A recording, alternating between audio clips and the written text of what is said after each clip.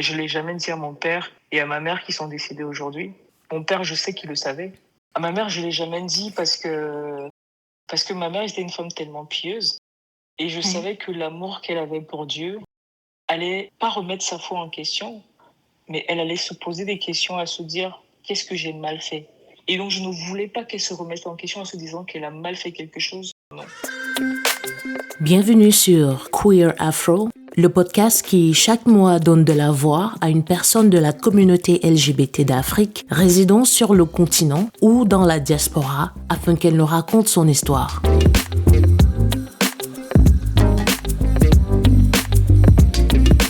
Bonjour à tous, bienvenue à Queer Afro, le podcast. Je sais que t'as plus besoin de dire ça, non? Pourquoi?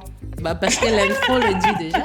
Je crois que c'est un réflexe. C'est pas grave. Non, bienvenue au podcast, bienvenue. J'espère que vous allez tous bien et bienvenue pour ce nouvel épisode. J'espère que vous allez bien aussi. C'est le mois d'août, épisode 5 dans la 2e saison. On aura par la grâce une invitée aujourd'hui, mais avant qu'elle ne nous rejoigne, on prend peut-être le temps de faire le tour de la toile et de ce qui a attiré l'attention ces derniers temps sur les questions LGBT. Tu veux commencer? Je t'avoue que pas spécialement parce que j'ai pas de news, donc je te laisse la parole. Ah, tu me laisses la parole, j'avais pas compris. Oui, parce D'accord. que j'ai pas de news. Là, je cherche, mais j'en ai pas. Il y a Bob Risky, tu te rappelles le trans. Ah oui, l'affaire au Nigeria. Voilà. Il paraît qu'elle a été libérée de prison en D'accord. début de mois. On est en août, non? Oui. En début de mois. Donc, elle a été libérée de prison. Elle devait purger 6 mois, mais voilà, elle est sortie au bout de 4. D'accord. Et peut-être si on reste au Nigeria aussi, il y a malheureusement une transgenre qui a été retrouvée morte.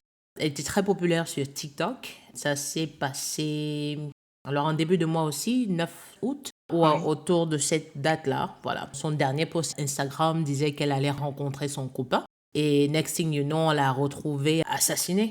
C'est vraiment dommage. Wow. Donc, il y a une enquête sur les raisons du décès et tout ça. Donc, on espère vraiment qu'il y aura une suite à cela. Mais c'est vraiment dommage. Je crois que le Nigeria est peut-être en ce moment le pays africain qui a le plus de représentation trans. Qu'est-ce que tu penses? Oui, c'est ce que j'allais dire, le Nigeria ou le Kenya, mais je suis pas sûre. Mais ouais, en tout cas, un pays anglo-saxon. Ouais. Tout ce que je veux, c'est qu'on continue à nous traiter comme des humains et voilà. Ouais. Et il paraît que notre invitée, en fait, est prête. Donc, si tu es prête... Ah bah. Alors, je ne sais pas s'il y avait autre chose que tu voulais aborder avant qu'on ne l'ajoute. Du tout. D'accord, ok. Merci énormément d'avoir accepté de te prêter à l'exercice. Le plaisir est aussi pour moi. Est-ce que tu pourrais te présenter? Nom, prénom, ville, idéalement profession et dans le sigle LGBT, à quelle lettre tu t'identifies? Moi, je vais me présenter avec mes prénoms plutôt. Je suis Berthe Claudine. J'ai 2 petits noms où on m'appelle Nanou ou Tali, mais je préfère plus qu'on m'appelle Tali pour les amis. Dans les fameuses lettres LGBTQ+, je m'identifie par elle. Je suis comptable de formation. Je travaille à Paris. Voilà. D'accord. Je sais pas, Laetitia, est-ce que tu avais quelque chose à dire avant que je ne continue avec mes questions? Non, du tout. J'allais écouter la présentation de Tali. D'accord. De toute façon, si j'ai une question, je pense que je vais la poser. D'accord, ok. Est-ce que tu te considères hors du placard, Tali? Personnellement, j'aime pas trop l'expression hors du placard parce que on ne demande pas aux hétéros de s'identifier en fait.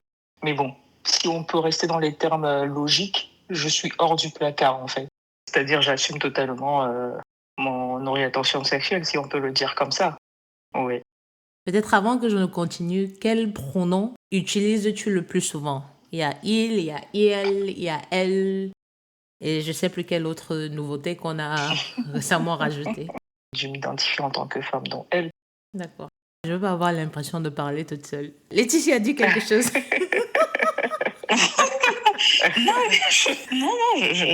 J'écoute ta vie. Voilà, si j'ai un truc qui me vient à l'esprit, que j'ai envie de creuser un peu plus, je lui demanderai. D'accord.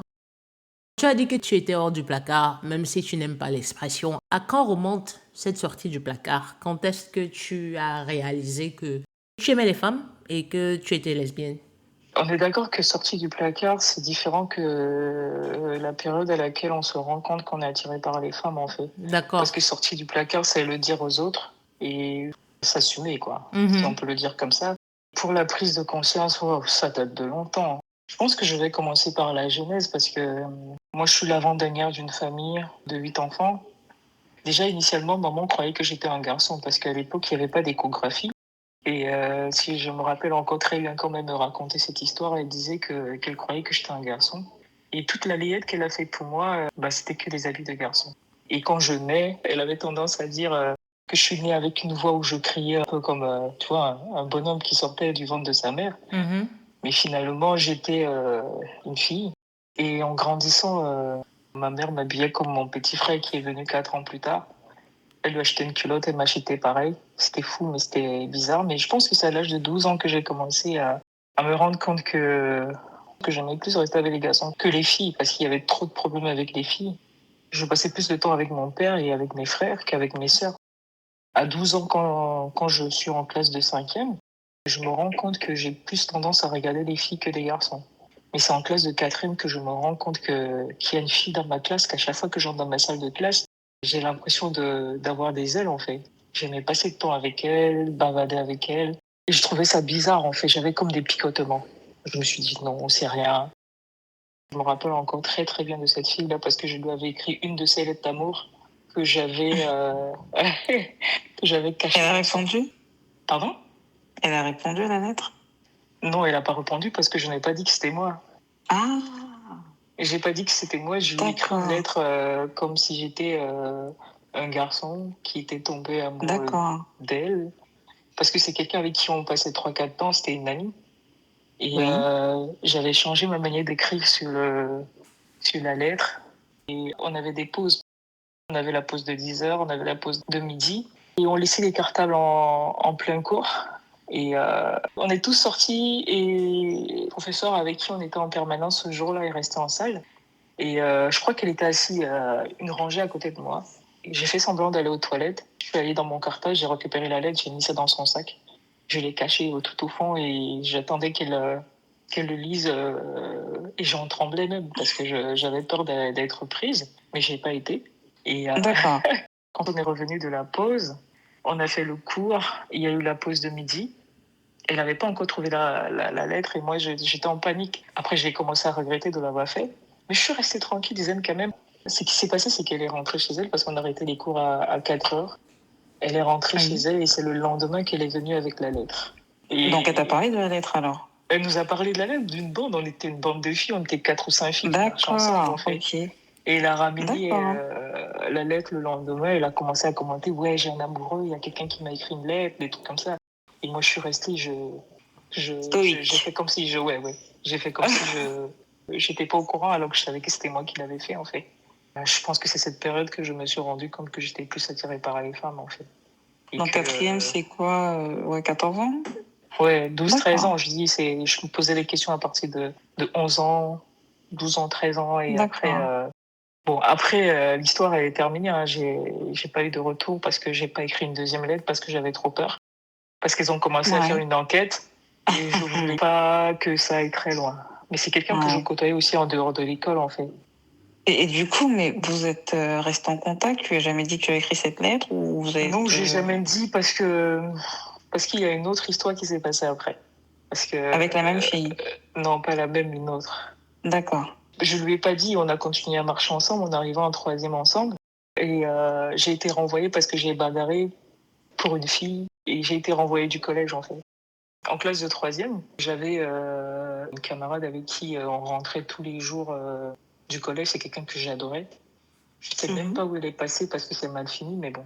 On rentrait parfois et dormait à la maison entre midi et deux parce que je me rappelle, avant, on rentrait entre midi et deux. Mhm. Parfois, je dormais chez elle et il y a des moments où elle dormait aussi à la maison. Et un jour, j'ai dormi chez elle et le fameux jeu papa et maman, mais là, c'était pas papa et maman, là, c'était maman et maman. Ouais, maman. Et on s'est embrassés. On s'est vraiment embrassés ce jour-là. J'avais l'impression d'imploser, en fait. J'avais l'impression d'avoir tous mes sens en éveil. Je précise, elle ne l'était pas. Mais Et, comment vous Elle n'était pas retrouvez à attirée vous par les filles, tu veux embrasser? dire? Honnêtement, je ne sais même pas d'où c'est parti, mais je sais que on parlait énormément et je lui avais pas dit que j'étais attirée par les femmes. Ce qui est fou, c'est qu'à chaque fois qu'on dormait l'une à côté de l'autre, on était dans les bras de l'autre, en fait. Moi, je savais ce que je ressentais, mais elle, c'était plus de l'affection sur la frangine, je pense, hein. Je peux pas dire que c'est moi qui ai posé le premier acte. Et je peux pas non plus dire que c'est elle qui a pris l'initiative de m'embrasser, mais je sais juste que ce jour-là, on s'est embrassé et on n'arrivait plus à se lâcher, en fait. Le même soir, quand papa est venu nous chercher, elle arrivait à la maison avant que ses parents ne viennent la chercher. Ce qu'on faisait, c'est que chez moi, il y avait un petit coin. Dans le noir, on partait là-bas, on se faisait des bisous. Et c'était comme ça. Comme avec elle, j'ai arrêté de marcher avec la fille à qui j'ai écrit une lettre en classe de quatrième. J'ai commencé à marcher avec elle et avec une autre. Et on a dit à la troisième que voilà, on s'était embrassés et on avait trouvé ça cool. Et elle aussi, elle a voulu essayer. Et maintenant, on s'embrassait toutes les trois. Vous voyez un peu le délire de jeune fille à 13-14 ans. C'était comme ça que ça se passait. Et après un moment, je pense que j'ai commencé à être jalouse. J'ai commencé à tomber amoureuse. Parce que je comprenais ce que c'était. Mm. Et ça Alors que pour les deux autres, c'était pas ouais. ça, c'était just for fun et qu'elle elle regardait Ouais. les garçons, en fait. Et moi, D'accord. j'étais amoureuse de celle avec qui je passais plus de temps. Ouais. Et ça a mal fini parce que il y a un garçon qui lui a manqué de respect un jour et moi, dans ma furie, je suis venue la défendre comme un chevalier sur son étrier.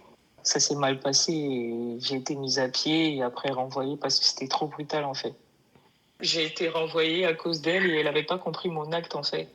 Mais moi, c'était l'acte d'une personne rebelle, en fait, qui voulait pas que Et je touche la amoureuse. personne qu'elle aime, en fait, ouais. Donc, c'est ça. Et j'ai été renvoyée et on ne marchait plus ensemble puisqu'elle était au collège et moi, j'étais au lycée. Mm. Et on Et a puis, commencé à de moins en moins se voir. ouais. Et je lui ai écrit une lettre un jour pour savoir comment elle va.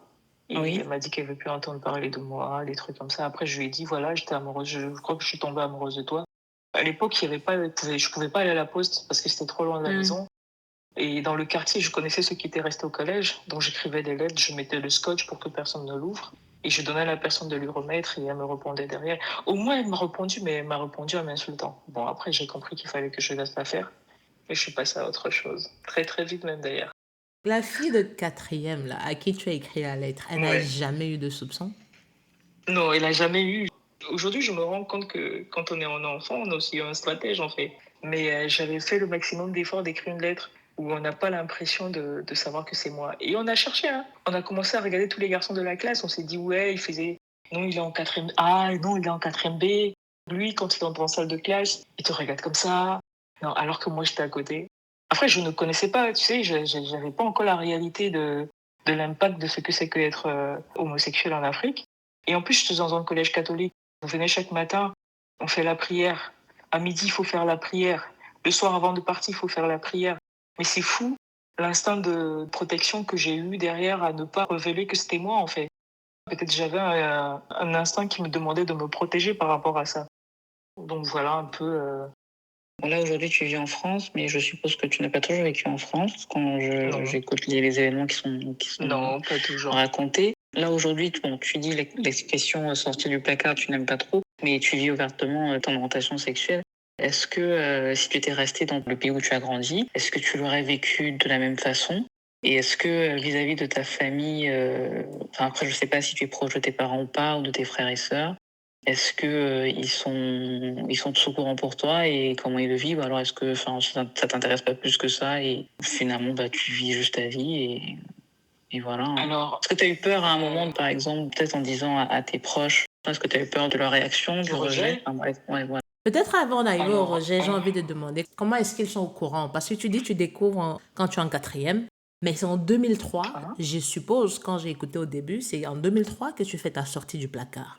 Donc comment tu les informes et après Non, la c'est suite pas des questions non, en 2003, c'est ça que je dis et j'ai précisé que sortie du placard, c'est pas la même chose de prendre conscience en Ouais, fait. ouais. Et la sortie du placard, elle se fait largement après. Ma sortie du placard se fait en 2010. Mhm. En fait, c'est allé crescendo.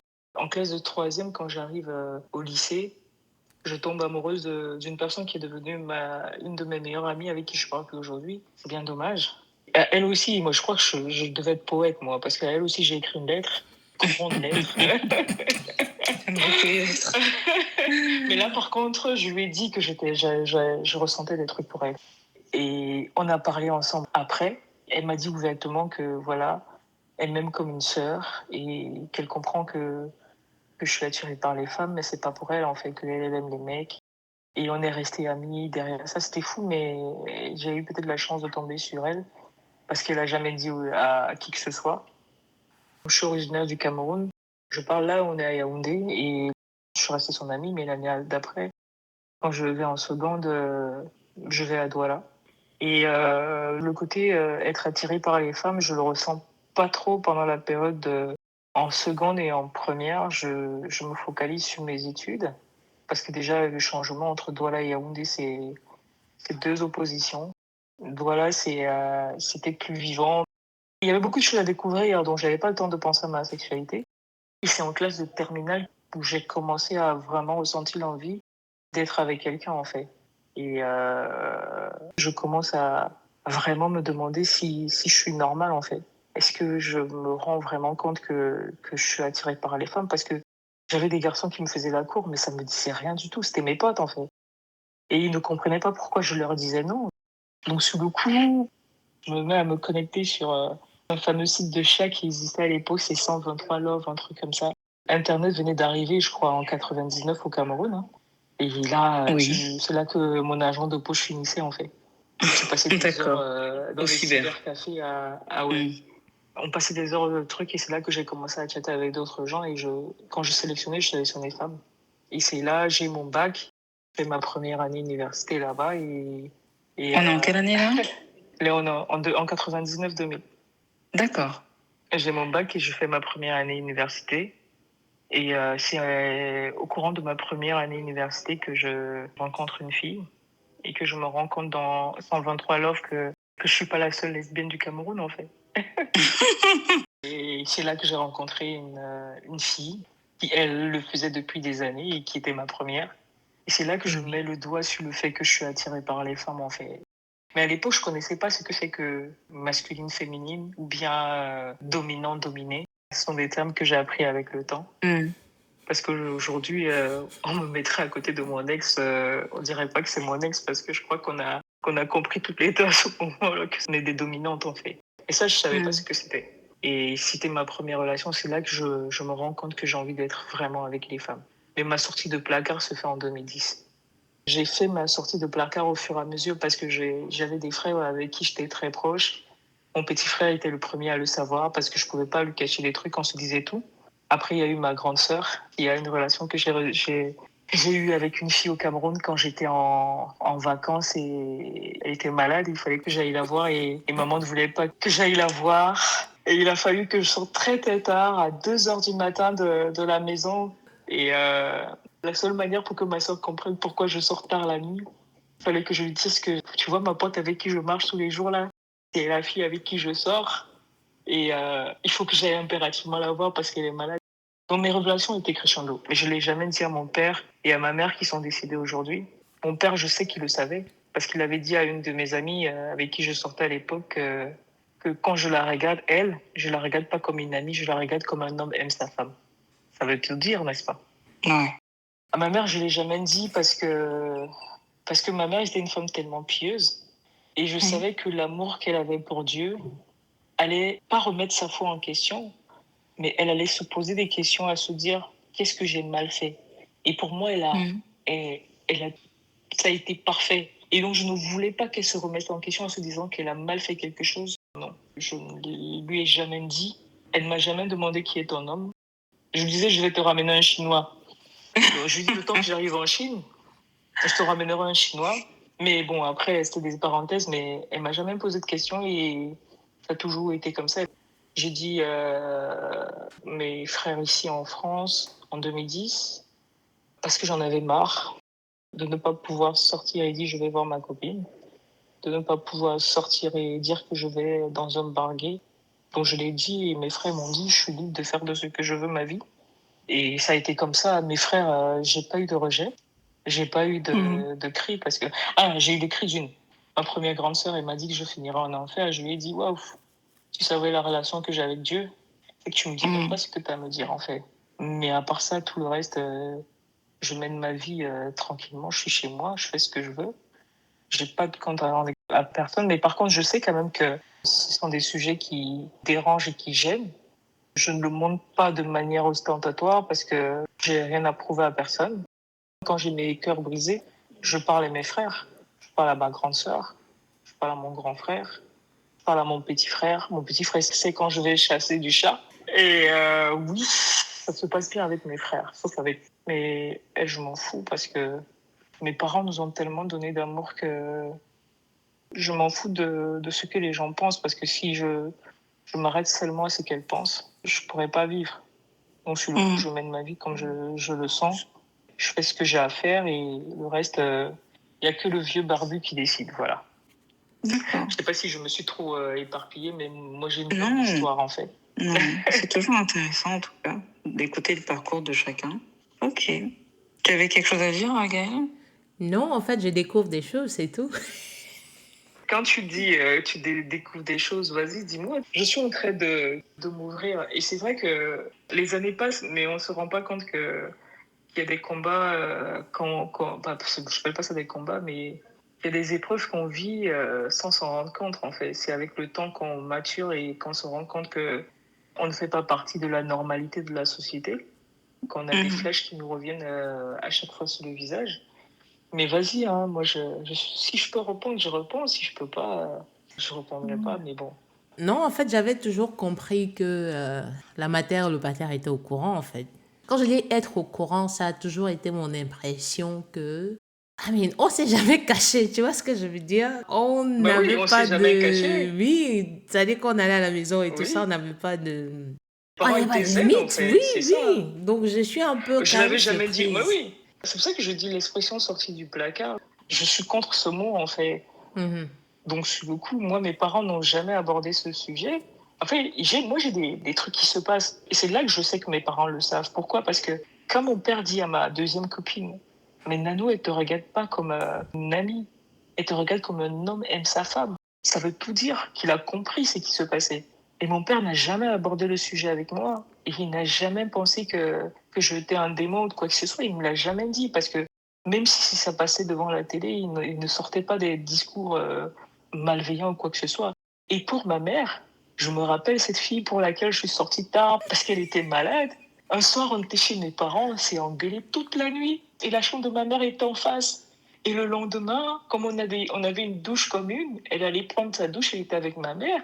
Et ma mère lui dit, tu sais, le père de Nanou et moi, on s'engueulait souvent la nuit, mais on se réconciliait. Mais quand une mère dit ça veut dire qu'elle a tout compris. Mais oui. Donc, il y a des situations comme ça. Et je dis, je n'avais pas besoin de le dire à mes parents. Mon père, il est mort très tôt, il est mort en 2010. Je crois que c'est même ça qui m'a aussi occasionné le fait, parce que j'étais très proche de mon père. C'est ça qui m'a créé le ras-le-bol. Et s'il n'abordait pas le sujet, parce qu'il y a une réalité qu'on a en Afrique, c'est que exprimer ses sentiments, c'est tabou, en fait. Moi, c'est quand je vais m'installer au Maroc que je commence à dire à ma mère, je t'aime. Pas que je ne savais pas que j'aimais ma mère, je savais que je l'aimais, mais on ne l'exprimait pas facilement. Mais n'empêche, mon père et moi, on s'asseyait, on tapait les commentaires où, quand j'avais envie de câlin, j'allais entrer dans le lit de mes parents. Moi, j'ai dormi dans le lit de mes parents jusqu'à 25-26 ans. Donc, c'était zen. Si Gaël a abordé le sujet, c'est que quand on venait à la maison, on n'avait même pas l'impression que les parents étaient des tyrans, alors que mon père était très sévère, mais très sympa aussi de l'autre côté.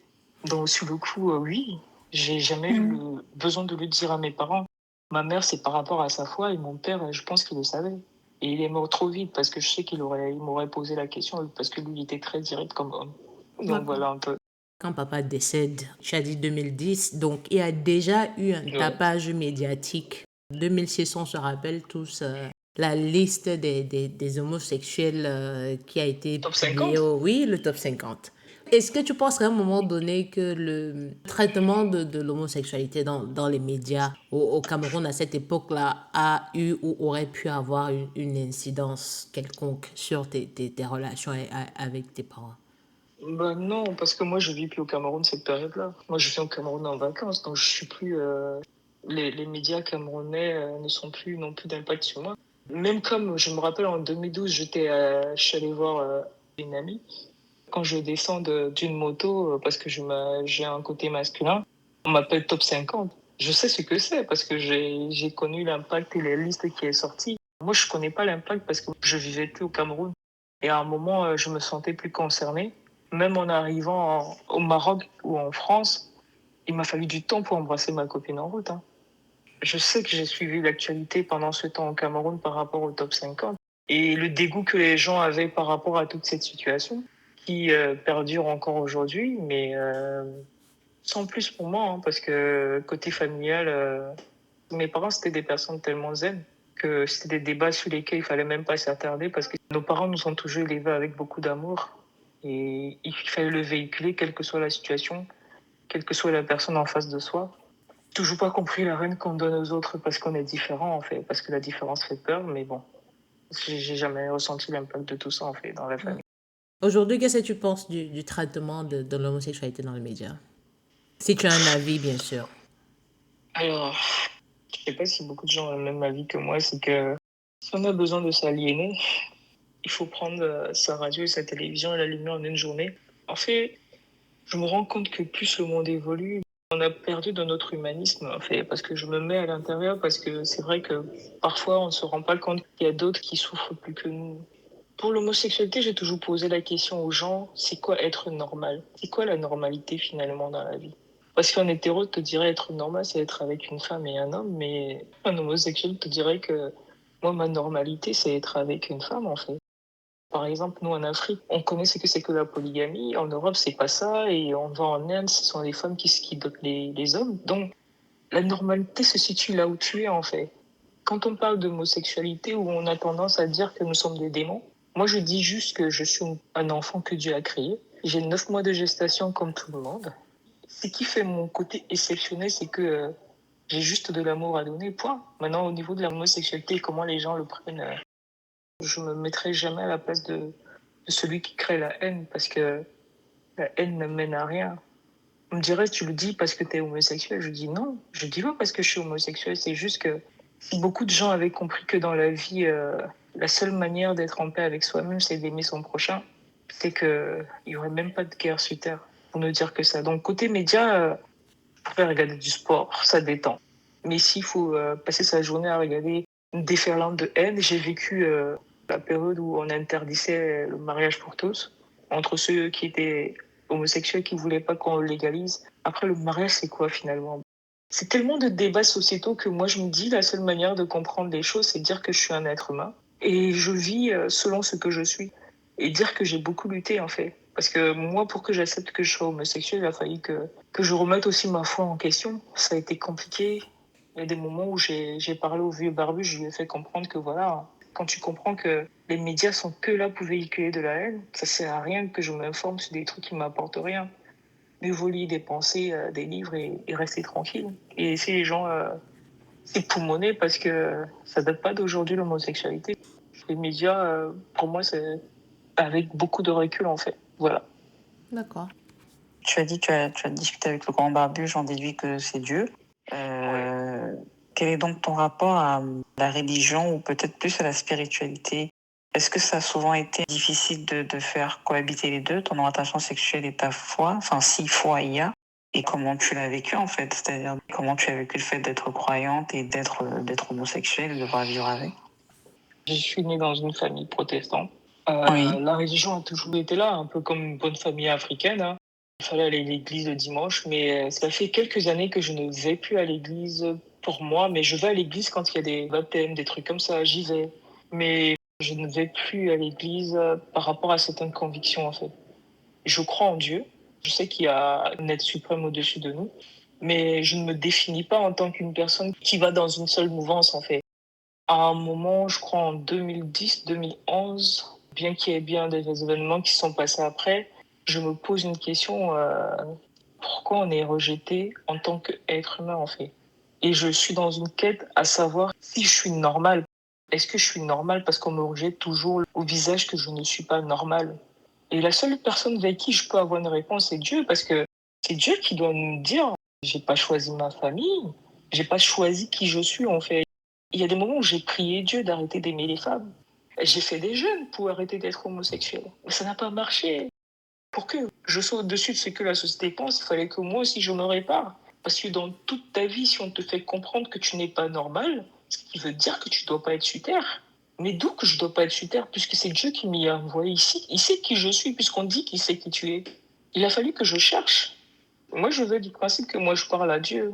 Quand je suis énervé, je lui crie dessus. Même si parfois il ne répond pas, mais au moins, je donne mon point de vue. Donc, je crois, je sais qu'il y a un être suprême. J'ai quelques paroles, une notion de la Bible pour entrer dans un débat, mais je ne prêche pas la Bible.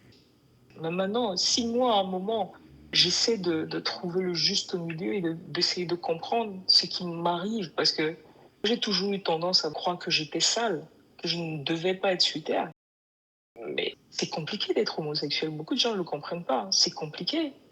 Parce que j'aurais été hétéro et j'aurais fait mes 3 enfants à mes parents. Mais comme je ne suis pas dans le moule de la société, on a tendance à se sentir rejeté. Mais la seule personne qui peut te donner les réponses et qui peut t'apaiser de ce côté spirituel, c'est Dieu. J'ai cherché. Et c'est là que j'ai compris que nous sommes tous des êtres humains. Et je n'ai aucun problème avec Dieu, moi. Quelqu'un me dirait demain après-demain que c'est interdit par la Bible, je lui dirais que Dieu m'a créé, point. Maintenant, ça se passe entre lui et moi. Si tu ne m'aimes pas, tu continues ta vie. Si tu m'aimes, tu restes et tu vois la personne exceptionnelle que je suis, point. Donc voilà, mon côté spirituel, il est là, il est ancré, mais je ne vais pas à l'église. Parce que je pense qu'il y a des gens qui nous bourrent la tête là-bas. Voilà. C'est clair. Donc, supposons, hein, je suis une jeune Camerounaise aujourd'hui, je suis en train de passer par les mêmes tribulations que tu as traversées. Comment est-ce qu'on en arrive à se tenir droite dans ses bottes et à l'aise dans sa sexualité, tout en vivant dans une société qui nous rappelle tout le temps qu'on n'a pas le droit d'exister? Ça dépend de la manière dont chaque personne décide de se construire, en fait. Il faut savoir que chacun a son histoire. Il y a des gens qui subissent l'impact de leur famille, qui vivent leur homosexualité différemment. Moi, j'ai pas l'impact de la famille, parce que si la famille m'avait mis la pression comme certains l'ont, peut-être j'aurais fait comme certains qui vont se marier pour être bien vu par sa famille. Le cocon dans lequel j'ai grandi m'a préservé de beaucoup de choses, parce que mes parents ont toujours veillé à ce que on s'affirme en tant que personne d'abord, avant de penser au qu'en dira-t-on. Ça ne veut pas dire que j'ai pas subi de la société, non, parce que les parents mettent la base. Et après, la société m'a construit d'une autre manière entre les interdiction et tout ce qui va avec. Donc, moi, je pense qu'une personne, pour se trouver, il faut d'abord qu'elle se connaisse. Être d'abord intègre avec soi-même, parce que la meilleure manière d'évoluer, c'est de s'aimer d'abord. Et savoir qu'on est la créature de Dieu. Et si Dieu nous a façonnés à son image, c'est qu'il veut dire qu'on est des êtres exceptionnels, quelle que soit notre orientation sexuelle. Peut-être qu'il ne faudrait pas que je le dise, même les êtres les plus méchants au monde avaient une partie de la grâce. Parce qu'en chacun de nous, il y a ça. Maintenant, ça dépend de comment tu utilises ta grâce. Donc, la société, on va toujours la subir, quelle que soit ton orientation sexuelle. Mais si tu l'as subie, il y a des choses que tu peux changer parce que tu as la capacité de les changer. Il y a des choses que tu ne peux pas changer et que tu es obligé de subir. Et là, à ce moment, moi, j'ai toujours eu à dire que le vieux barbu se charge de ça et j'essaie de créer le sel dans lequel je vis avec un côté positif. Bien qu'il y a des moments où j'ai envie de crier, quand il faut crier, il faut crier. Donc, pour une personne qui est en train de vivre sa période de tribulation, il faut d'abord savoir qui on est en fait et qu'est-ce qu'on attend de la vie, au-delà de son orientation sexuelle. Et quand on arrive à comprendre qui on est, là, à ce moment, on peut affronter beaucoup de choses et avoir la capacité de se régénérer derrière. C'est ça qui crée l'être que tu es. Moi, je vais prendre une parenthèse. C'est vrai que ça n'a rien à voir avec ce que tu as dit il y a 2 semaines ou 3 semaines, je suis allée à une fête.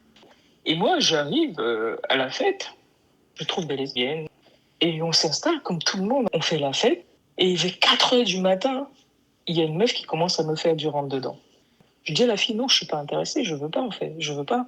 Et la copine de ma pote me dit, mais attends, je suis étonnée, pourquoi tu veux pas? Je dis, ben je veux pas. J'ai le droit de vouloir ou de pas vouloir. Je ne suis pas venue morte de faim, ça fait 4 ans que tu es seule. Non, je sais déjà ce que je veux. Mais tu m'aurais remis 25 ans plus tôt, j'aurais fait différemment. Donc, je veux dire par là que c'est tout un processus. Se construire en tant qu'être humain déjà. Reconnaître qu'on est un être humain parce que qu'on soit homosexuel, qu'on soit asexuel, trans, tout ça, on est d'abord des êtres humains. Et maintenant, connaître l'impact de l'homosexualité dans sa vie. Il n'y a pas de conseil précis. Il faut juste savoir qu'on est un être humain et s'aimer en fait. Tu ne t'aimes pas, personne ne t'aimera. Moi, je ne donne pas de conseil. Moi, je pense que c'est un processus personnel d'abord avant de s'exposer à la société. Et si tu es faible, tu te fais manger, c'est tout. Est-ce que cet exercice est, comment dirais-je, bon, ça dépend du caractère de chacun, si on aime parler ou pas. Mais là, parce que du coup, ça fait un peu revenir sur des événements passés qui sont peut-être plus ou moins vieux, qui sont pas forcément récents. Est-ce que ça te fait du bien de relater tout ça? En parlant, je sais pas, est-ce que Ça me réveille des trucs? ça te réveille des trucs? D'accord. Non. Mon histoire n'est pas tragique comme pour certains qui se font chasser par leur famille. Quelqu'un me dirait ça a été parfait. Mais mon histoire était tragique dans mes relations, en fait. Des personnes avec qui je suis sortie et qui n'avaient pas le même impact de l'homosexualité que moi, en fait. Où elles avaient plus l'impact familial, plus l'impact sociétal. Parler, je parle toujours, hein. Je parle aux gens avec qui je peux parler. Mais je ne me sens pas un modèle exceptionnel parce que je n'ai pas encore créé ma famille parfaite. Mais n'empêche, ça fait du bien quand même de parler. D'accord. Alors aujourd'hui, est-ce que de quelque manière, de près ou de loin, tu participes au bien-être de tes pairs par rapport à la communauté LGBT plus qu'ailleurs? Est-ce que aujourd'hui tu es impliqué dans la communauté LGBT? Et si oui, dans quel cadre? Je suis impliquée, même comme depuis 2 ans, j'ai mis un peu de pause. Moi, je faisais partie, j'étais bénévole dans une association où on aidait les gens à monter des dossiers de statut de réfugié en France. Ça, je l'ai fait pendant 3 ans. Depuis 2 ans, j'ai un peu arrêté parce que j'ai été opérée, mais bon, c'est là que j'ai compris que mon histoire est exceptionnelle par rapport à certaines personnes. Et après, j'ai une équipe de football avec laquelle je joue. On les appelle les dégommeuses. C'est un groupe militant qui ont fait des marches. On fait des marches pour revendiquer les droits. Je m'engage, mais je pense que ça changera rien parce que l'être humain est borné, en fait.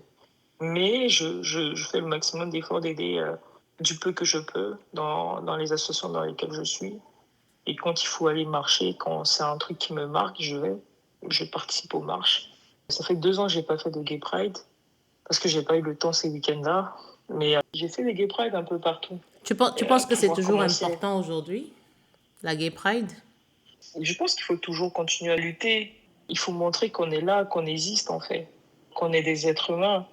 Pour moi, ça n'a plus le même impact, peut-être parce que j'en ai déjà trop fait en fait. Chaque année, quelle que soit la ville, il fallait pas que j'en rate une.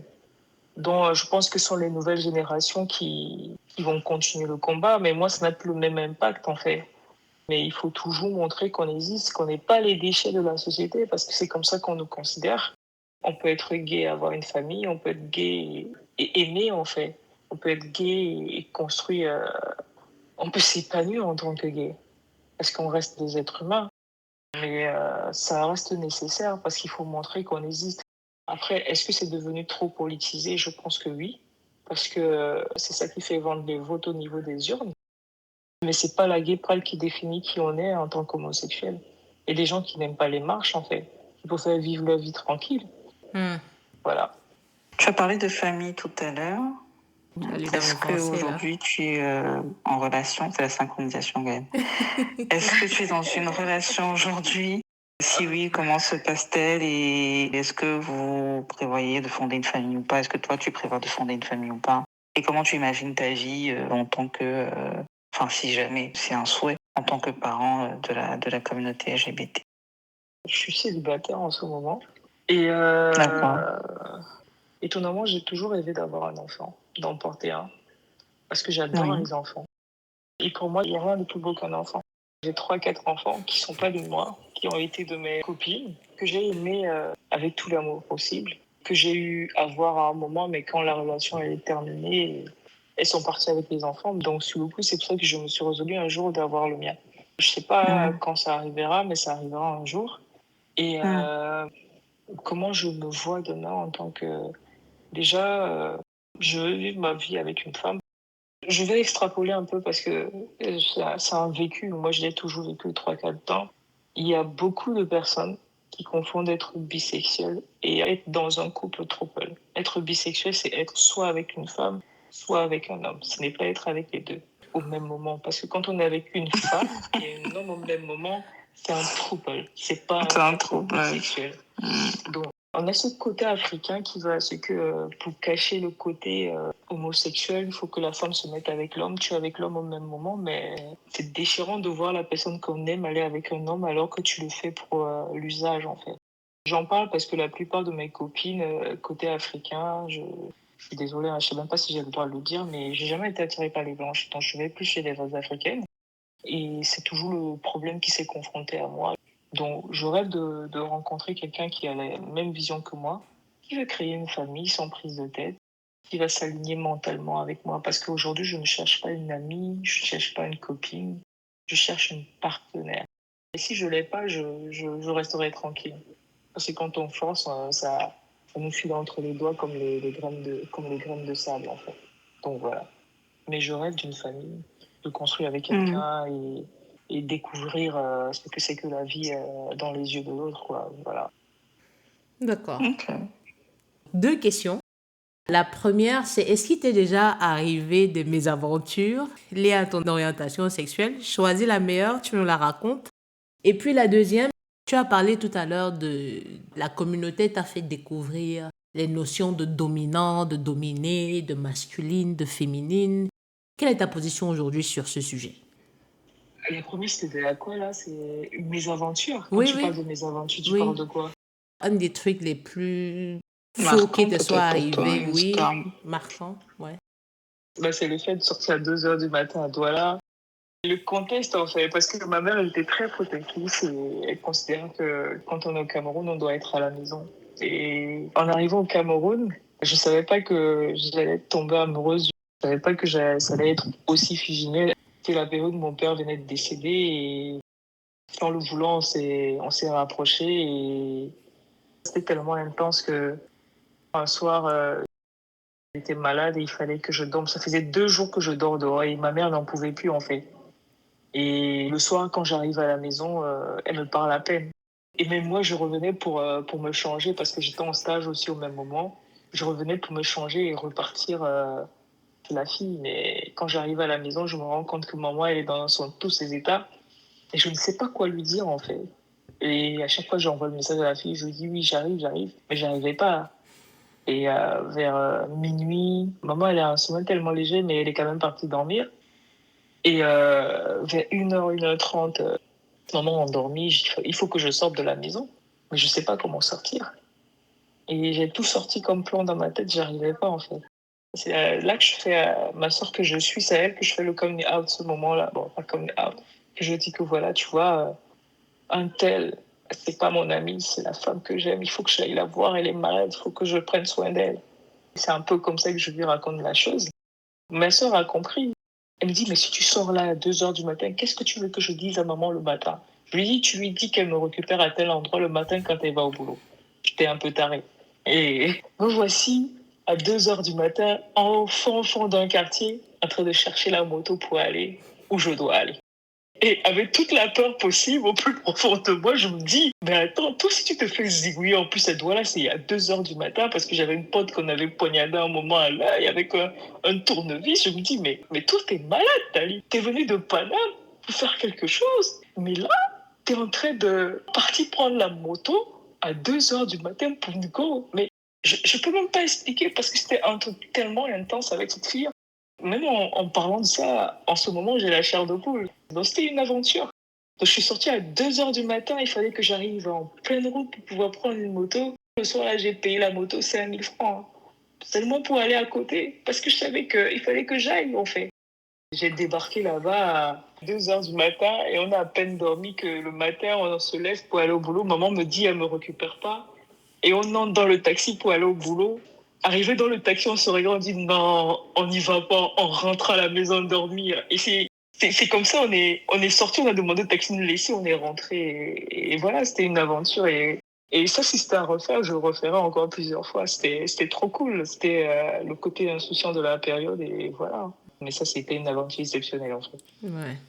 Et Et la deuxième question, vas-y, vas-y. non, la deuxième question, c'était les dominantes, dominées, masculines, féminines. Quelle est ta position Ouais, aujourd'hui? Enfin, alors, qu'est-ce que ça t'a pris pour déconstruire ça? Et quelle est ta position aujourd'hui sur le sujet?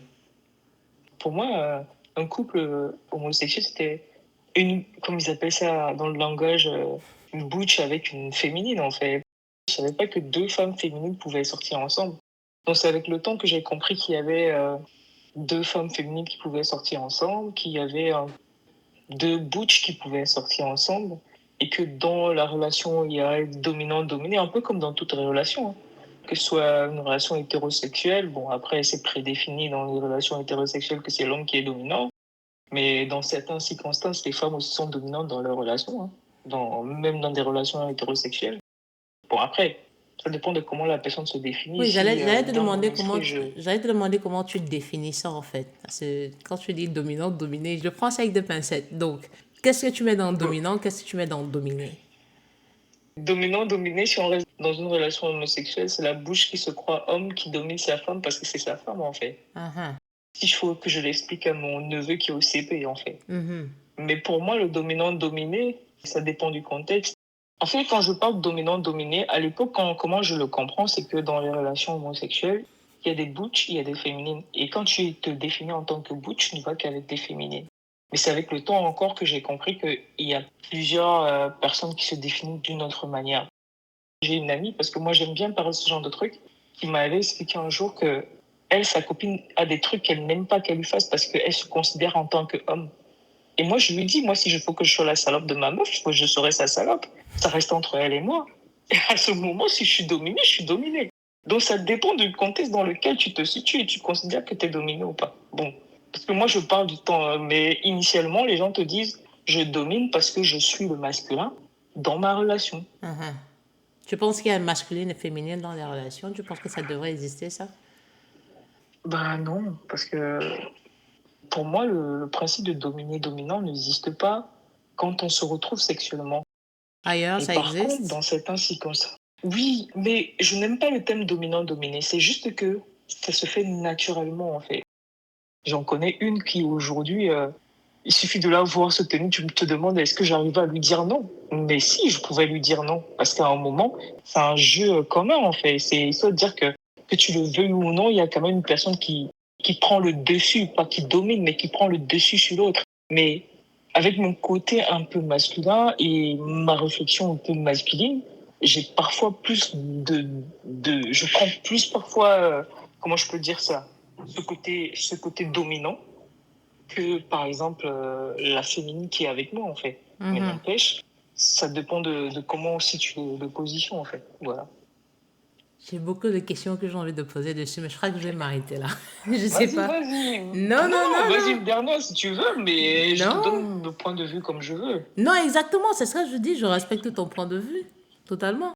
Laetitia, est-ce Ah, que tu as autre chose à demander avant qu'on ne passe à la partie la plus fun? La partie fun, non. Non.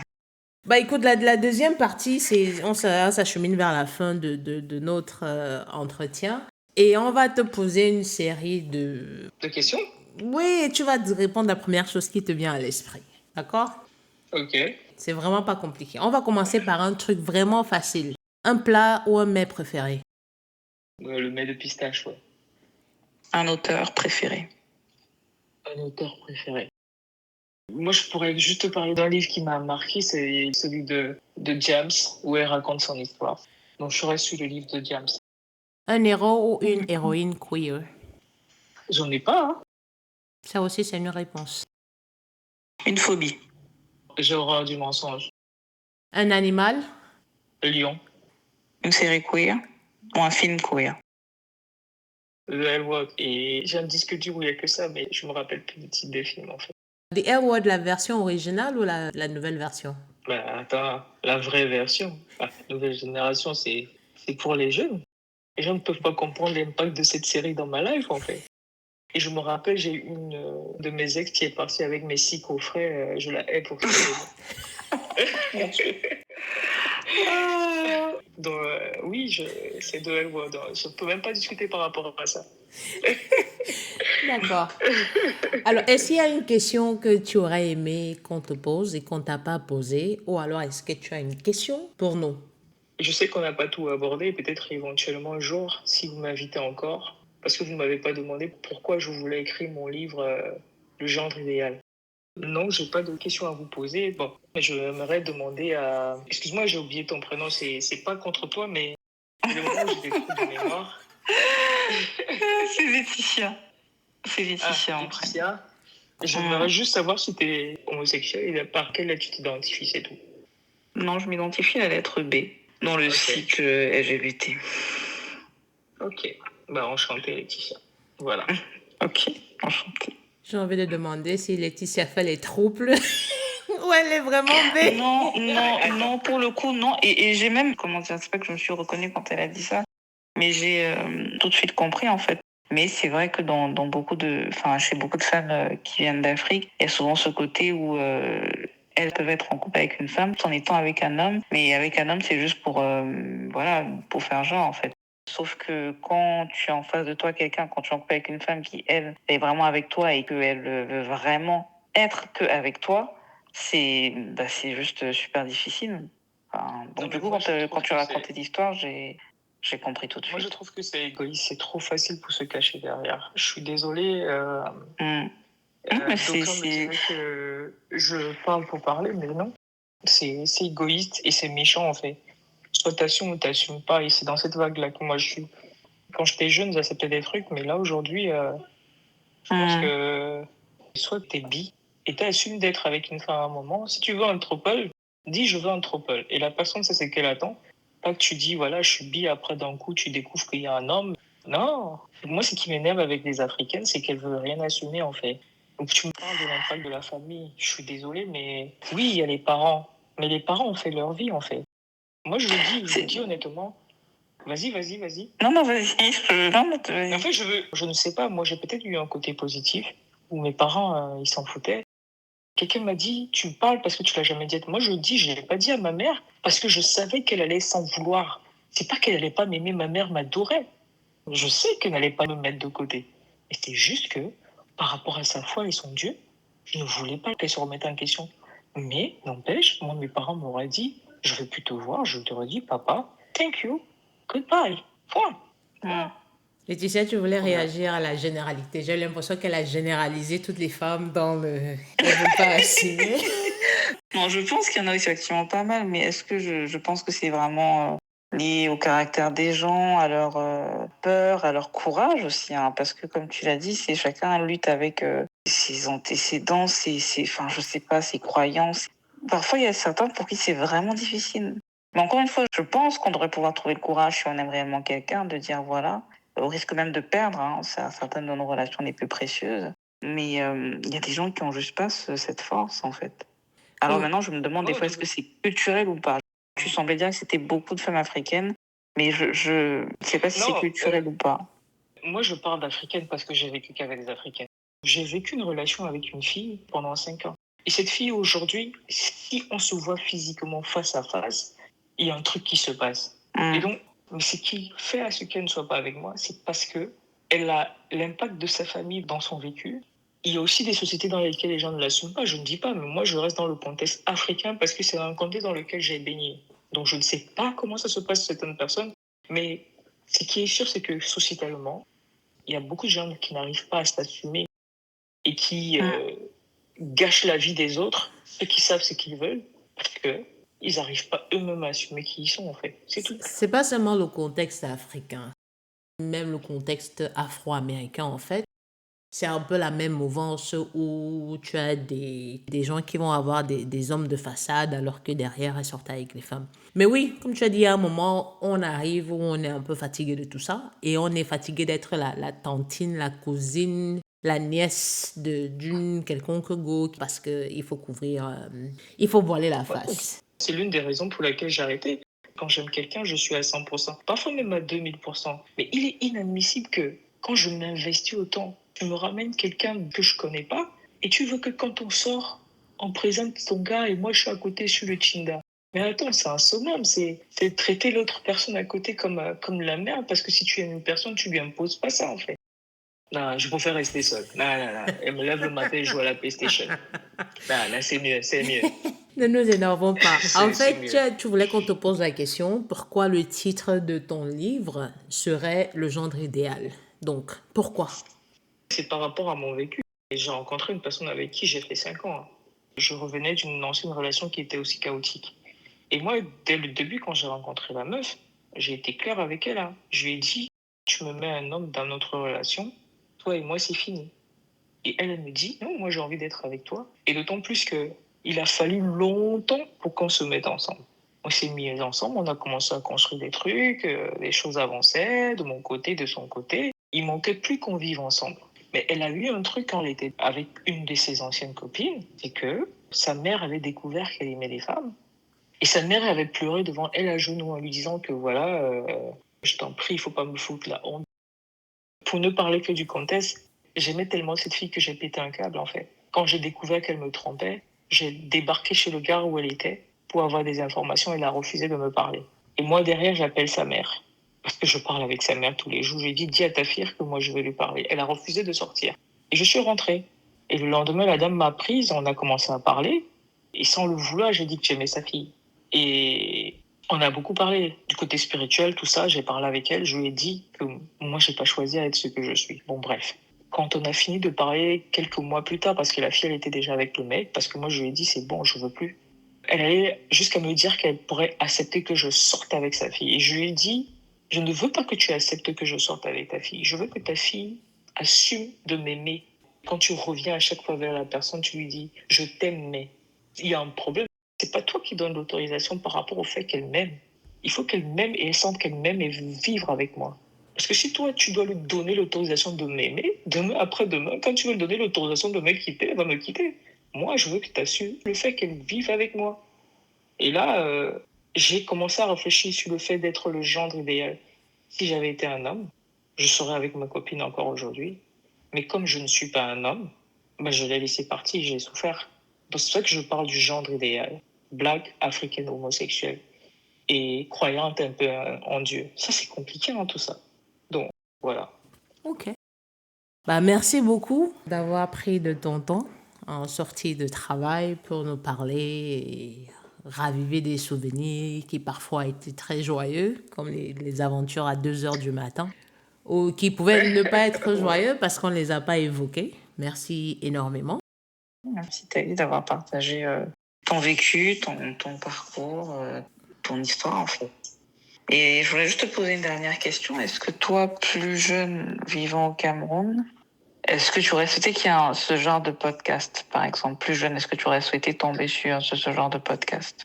Oui, mais jusqu'aujourd'hui, ça n'existera pas au Cameroun. Parce que, qu'on le veuille ou non, on a une culture africaine qui veut à ce que tout soit tabou. Si on ne parle pas de viol, on ne parlera pas d'homosexualité.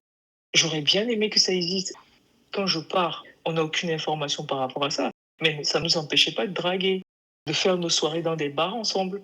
Nous, on vivait notre vie, en fait. Et je pense que si ça avait été chaotique pour nous à cette époque au Cameroun, on n'aurait pas continué à le faire comme on le faisait en bande d'amis. Parce que je suis sûre que quand on arrivait, nous, en tant que bande d'amis, comme on arrivait souvent, on savait que c'était ça qui se passait. Les gens le savaient. Et c'est toujours comme ça n'a pas vraiment évolué. En plus, ça devient même pire, même s'il y a des associations. Les gens te montrent facilement leur haine aujourd'hui au Cameroun qu'à l'époque, nous, on était là. Pour toi, il n'y a pas eu d'évolution au niveau de la condition LGBT au Cameroun? Non. Parce que quand je discute avec certaines personnes, elles me disent oui, non, mais les homos peuvent vivre au Cameroun, mais tant qu'ils sont discrets. Et les gens, en fait, ils sont homos, mais tant qu'ils se montrent pas, tant qu'ils s'exhibent pas, ils peuvent vivre leur vie, même si c'est toujours condamné par la loi, etc. Toi, est-ce que tu penses qu'il y a une évolution ou pas? Mais il y a pas Non, on n'est pas libre. d'évolution Ah, mais je suis parce que- absolument d'accord, on n'est pas libre. Mais c'est pas la même chose. Moi, je vivais en couple au Cameroun. Il fallait juste être caché. Mais comme je dis, je pouvais pas assumer de dire c'est ma copine. Là, je l'assume totalement. Ça, je peux pas le faire au Cameroun. Donc, ce n'est pas être libre, ça n'a pas vraiment changé, mais ça a un côté haineux qu'on montre facilement aujourd'hui avec l'arrivée des réseaux sociaux. J'aurais bien aimé qu'il y ait ce genre de blog pour que les gens racontent leur vécu parce que c'est dur. C'est dur de s'assumer. C'est très dur. Mais si on a au moins des gens qui prennent le temps de vous raconter leur histoire, de vous faire comprendre le côté positif d'être épanoui. Donc, merci déjà aussi à vous d'avoir cette idée parce que je pense qu'on n'est pas trop représenté en Afrique et que les gens n'ont pas la facilité de s'exprimer, de dire leur mal-être parce qu'il y en a énormément qui souffrent de la condition qu'ils ont. Ils n'ont pas de suivi, il y en a plein. Et c'est peut-être parce qu'on n'a pas le nombre de personnes qui se suicident éventuellement en Afrique pour savoir l'impact de ce que c'est, d'avoir ce mal-être intérieur. Parce que être homosexuel, c'est se détruire d'abord intérieurement et se reconstruire en cherchant le côté positif de la chose, en fait. C'est comme ça que moi je vois les choses, voilà.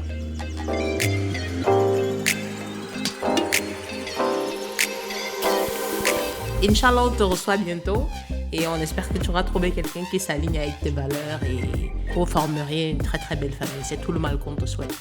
Bah, merci. Je sais que je trouverai. On m'a convaincu hier avec un grand débat qu'il faut croire en l'amour, alors je vais croire en l'amour. Voilà. Nous, on se retrouve au prochain épisode. Au revoir Laetitia. Au revoir Gaëlle et merci Taï encore. Bah, merci à vous.